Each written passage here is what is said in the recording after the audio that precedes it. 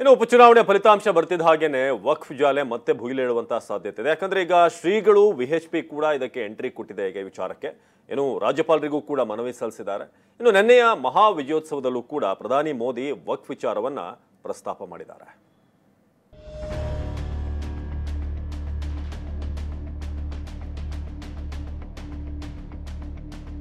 ರಾಜ್ಯದಲ್ಲಿ ವಕ್ಫ್ ಸಮರ ಮುಂದುವರೆದಿದೆ. ರಾಜ್ಯದಲ್ಲಿ ರೈತರ ಜಮೀನುಗಳಿಗೆ ವಕ್ಫ್ ನೋಟಿಸ್ ಕೊಟ್ಟ ವಿಚಾರ ರಾಜಕೀಯ ಹೈಡ್ರಾಮಕ್ಕೆ ಸಾಕ್ಷಿಯಾಗಿದೆ. ಈ ಮಧ್ಯೆ ಬೆಂಗಳೂರಿನ ವಿವಿಪುರಂನಲ್ಲಿ ವಿಶ್ವ ಹಿಂದೂ ಪರಿಷತ್ ನೇತೃತ್ವದಲ್ಲಿ ಸಂತ ಮಾರ್ಗದರ್ಶಕ ಮಂಡಳಿ ಸಭೆ ನಡೆಸಿದೆ. ಸಭೆಯಲ್ಲಿ ಪೇಜಾವರ ಮಠದ ವಿಶ್ವಪ್ರಸನ್ನ ತೀರ್ಥ ಸ್ವಾಮೀಜಿ, ವಿಶ್ವ ಹಿಂದೂ ಪರಿಷತ್ ಅಂತಾರಾಷ್ಟ್ರೀಯ ಅಧ್ಯಕ್ಷ ಡಾಕ್ಟರ್ ಅಲೋಕ್ ಕುಮಾರ್, ಪಂಚಮಸಾಲಿ ಹರಿಹರ ಪೀಠದ ವಚನಾನಂದ ಸ್ವಾಮೀಜಿ ಸೇರಿದಂತೆ ಹಲವು ಸ್ವಾಮೀಜಿಗಳು ಭಾಗಿಯಾಗಿದ್ರು. ವಕ್ಫ್ ನೋಟಿಸ್ ಸಂಪೂರ್ಣವಾಗಿ ಹಿಂಪಡೆಯುವವರೆಗೂ ಹಿಂದೂ ಸಮಾಜ ಸೇರಿಸಿ ಹೋರಾಟದ ಬಗ್ಗೆ ಸಭೆಯಲ್ಲಿ ಚರ್ಚಿಸಲಾಗಿದೆ.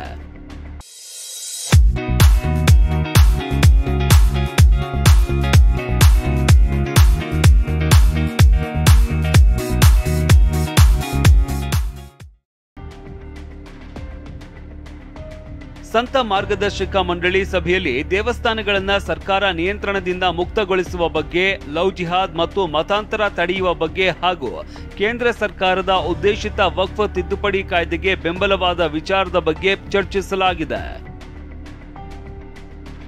ಸಭೆ ಬಳಿಕ ಸ್ವಾಮೀಜಿಗಳ ನಿಯೋಗ ರಾಜಭವನಕ್ಕೆ ಭೇಟಿ ನೀಡಿ ವಕ್ಫ್ ಆಸ್ತಿ ನೋಟಿಸ್ ವಿಷಯಗಳ ಕುರಿತು ರಾಜ್ಯಪಾಲರಿಗೆ ಮನವಿ ಸಲ್ಲಿಸಲಾಯಿತು. ಇನ್ನು ಪ್ರಧಾನಿ ನರೇಂದ್ರ ಮೋದಿ ಮಹಾರಾಷ್ಟ್ರ ಗೆಲುವಿನ ಬಗ್ಗೆ ದೆಹಲಿಯಲ್ಲಿ ಮಾತನಾಡುತ್ತಾ ವಕ್ಫ್ ವಿರುದ್ಧ ಕಿಡಿಕಾರಿದ್ದಾರೆ. कांग्रेस ने तुष्टीकरण के लिए कानून बनाए, सुप्रीम कोर्ट के आदेश तक की परवाह नहीं की। इसका एक उदाहरण वक्फ बोर्ड है। दिल्ली के लोग तो चौंक जाएंगे।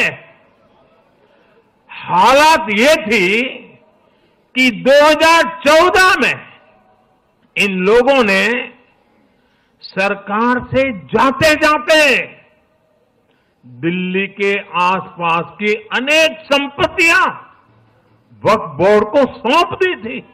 बाबा साहब आंबेडकर जी ने जो संविधान हमें दिया है ना, जिस संविधान की रक्षा के लिए हम प्रतिबद्ध है, संविधान में वक्फ कानून का कोई स्थान ही नहीं है। लेकिन फिर भी कांग्रेस ने तुष्टीकरण के लिए वक्फ बोर्ड जैसी व्यवस्था पैदा कर दी। ಸದ್ಯ ರಾಜ್ಯದಲ್ಲಿ ವಕ್ಫ್ ಸಮರ ಜೋರಾಗಿದ್ದು ಇದು ಮತ್ತೊಂದು ಹಂತಕ್ಕೆ ಹೋಗುವ ಸಾಧ್ಯತೆ ಇದೆ. Bureau report, ಟಿವಿ9.